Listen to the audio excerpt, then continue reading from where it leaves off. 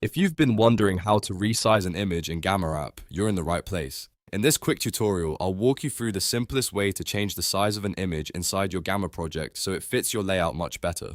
Whether you want the image smaller for a cleaner design or larger to make it stand out, Gamma makes it easy once you know where to click. And if this tutorial helps, be sure to like this video and subscribe for more easy software guides just like this.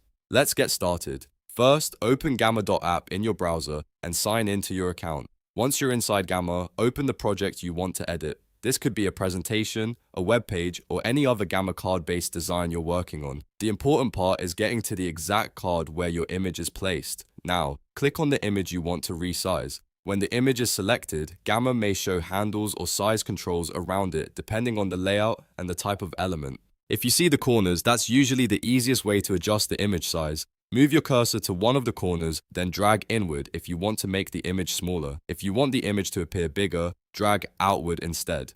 This gives you quick control over how the image fits inside the card.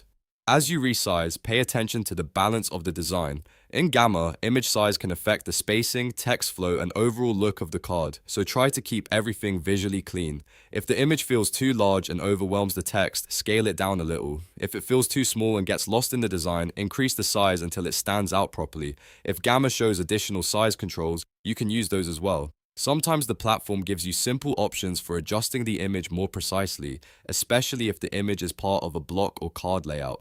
But in most cases, dragging the corners is the fastest method. After resizing, make sure to place the image where it fits best. You may want it aligned above the text, beside the content, or centered, depending on the style of your Gamma project. Small positioning changes can make a big difference, so take a moment to see how the resized image looks in context. And that's really all there is to it.